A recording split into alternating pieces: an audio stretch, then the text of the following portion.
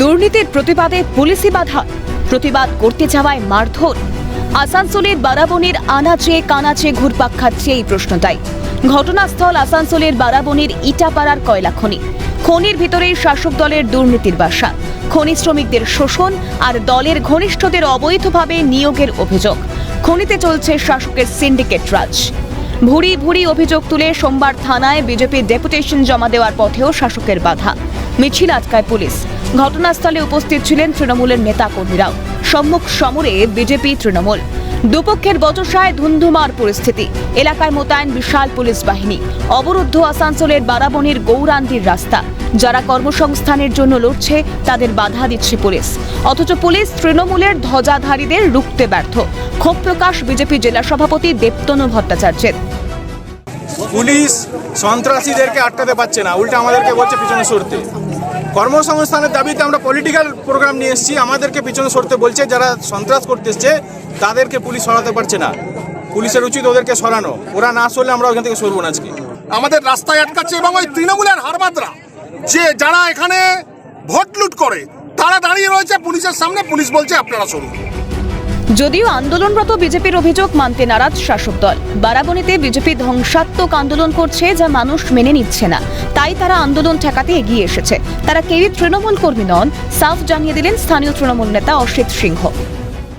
BJP ধ্বংসাত্মক আন্দোলন করে, ওরা যেখানে আছে সেখানে দেখবেন ইন্ডাস্ট্রি প্রায় বন্ধের মুখে।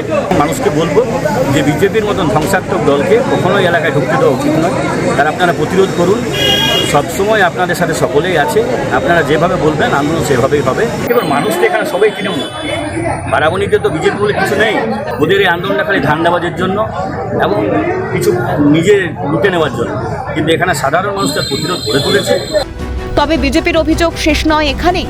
আন্দোলন প্রতিবাদে অশান্তির পাশাপাশি অসহায় বিজেপির সমর্থকদের মারধরের অভিযোগ তৃণমূলের বিরুদ্ধে। স্থানীয় বিজেপি কর্মী সমর্থকদের অভিযোগ, কর্মসংস্থানের দাবিতে এই আন্দোলনে সামিল হওয়ার ইচ্ছে প্রকাশ করায় বিজেপি কর্মীর বাড়িতে হামলা তৃণমূলের মদতপুষ্ট দুষ্কৃতীদের। অসহায় বিজেপি কর্মী ও তার স্ত্রীকে বেধড়ক মারধরের অভিযোগ তৃণমূলের বিরুদ্ধে। রবিবার রাতেই যে ঘটনার প্রতিবাদে আসানসোল বারাবণী থানায় অভিযোগ দায়ের বিজেপির। কিভাবে জগবন্ধুর ওয়াইফ যখন তাকে প্রোটেক্ট করছে বাঁচানোর জন্য যে আমার স্বামীকে মারো না ছেড়ে দাও, সে অ্যাগ্রেসিভভাবে তার বাড়িতে ঢুকে তার উপর আক্রমণ করছে, মেরে যাচ্ছে। এমনকি ওনার ওয়াইফকে এমন মার মেরেছে তার কানের পর্দা ফেটে গেছে। এদের বিরুদ্ধে যদি কড়া ব্যবস্থা না হয় তাহলে কিন্তু আগামী দিনে বৃহত্তর আন্দোলন হবে এবং কালকের আন্দোলনকে দাবানোর জন্য এইভাবে এলাকায় গ্রামে গ্রামে সন্ত্রাসের আবহ সৃষ্টি করা হচ্ছে। বিজেপি করলে চাকরি মেলে না সুযোগ সুবিধে, বরং কপালে জোটে মারধর, হুমকি, হেনস্থা। এই ঘটনা শাসকের শাসন নাকি শোষণ বোঝা দেয়। কিন্তু প্রশ্ন উঠছে, আর কতদিন এই স্বৈরাচারী পরিস্থিতির শিকার হবে সাধারণ মানুষ? কবে স্বচ্ছ নিয়োগ হবে রাজ্যে, নাকি রাজনৈতিক দড়ি টানাটানিতেই শেষ জনতার জীবন? তৃণাঞ্জন চট্টোপাধ্যায়ের রিপোর্ট, ক্যালকাটা নিউজ।